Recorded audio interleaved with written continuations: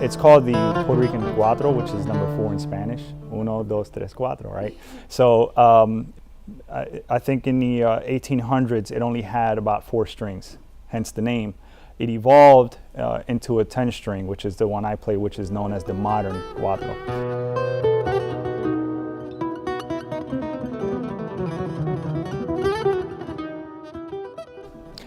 My name is Gabriel Munoz, originally born in Puerto Rico, but raised here in Jersey.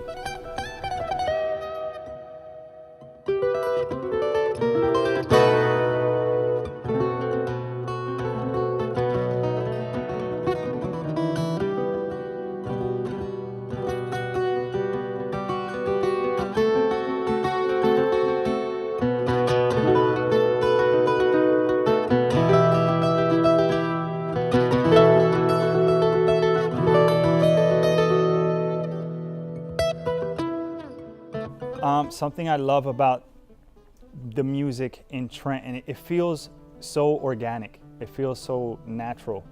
Everything you hear, every artist you witness or meet is so unique in their own respective ways that once you experience music in Trenton, you're not going to see someone like that or hear something like that anywhere else. That's something that I'm very proud to say about the city of Trenton, and I hope to continue seeing that flourish as time goes by.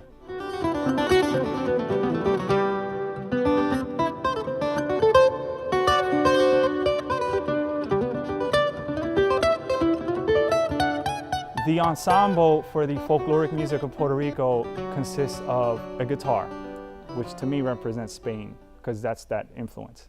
It also consists of a scratch gourd, which to me comes from, or not from me, but historically that comes from our Taino Indian natives in Puerto Rico. And then we have minor percussion such as congos or bongos that comes from the African influence. Then you have the cuatro. Where does that come from? It's something that we've all learned that it was born in Puerto Rico, made up of all these influences and the struggle that our people have been through to get to where we are. And it's an instrument that I'm super proud to interpret because of that reason. I can say, hey, this is genuinely ours. No one else has this instrument. It was born here. The guitar, all over the world. Bongos, congas, you can see those in every band mostly. But a cuatro is so scarce, it's so rare, and so unique to me that it fills me up with more and more pride every time I play.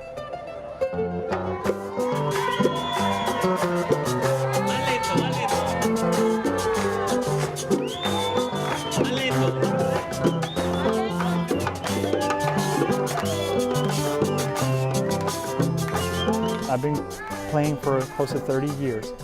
I've had the privilege to play with a lot of great musicians, some world famous, some not, but I usually don't toot my own horn about that. I see it as a passion to perform, not as, hey, here are my goals, this is what I've done. But with that being said, I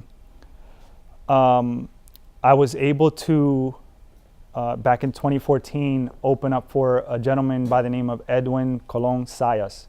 He's basically modern history's world's greatest cuatro player. And when I received the phone call to open up for him in Chicago, my jaw dropped because I could literally name you cuatro players that I feel are more qualified. So it was a humbling experience. I was honored to do it, and I was able to travel to Chicago at the Harris Theater and open up for Edwin, which is something that, I mean, I could die happy after that, right? Then a year later, I received a phone call from Washington, from the Library of Congress, asking me to come play and do a concert, which I humbly accepted also. No questions asked, just for the experience basically and for the passion to share our music. And we traveled to the Library of Congress in Washington, and we were able to do a concert. And I performed there, and then we did a oral history interview at the library archives, which is something that blew my mind when I sat there with the gentleman conducting an interview, when he told me, you do know that this is going to be archived as part of American history forever at the Library of Congress. And I was shaking because I felt such a weight on my shoulders and a responsibility to represent the instrument and all the cuatro players out there. Because here is little old me from Trenton, New Jersey. When there's like monster cuatro players in Puerto Rico, they could have called. But we were up for the task. We took on the responsibility. We did the interview. And then they asked us to do a concert at the Kennedy Center in Washington, which I then learned I was the second cuatro player in history to ever do a concert at the Kennedy Center in Washington in front of thousands of people.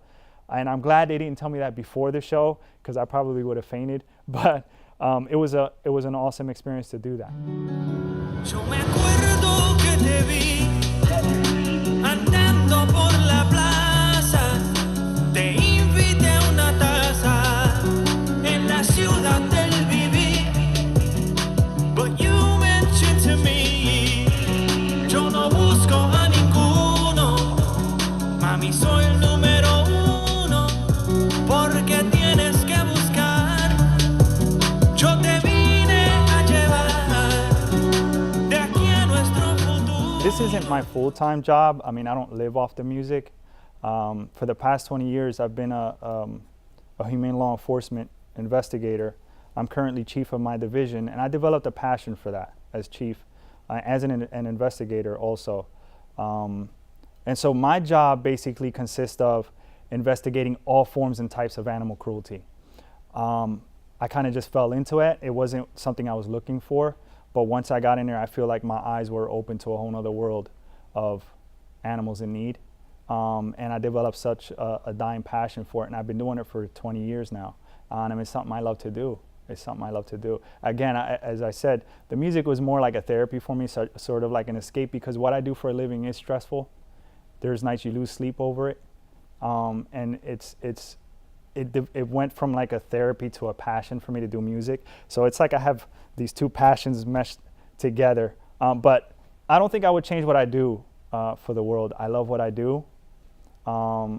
I've loved it always, and I plan to continue doing it.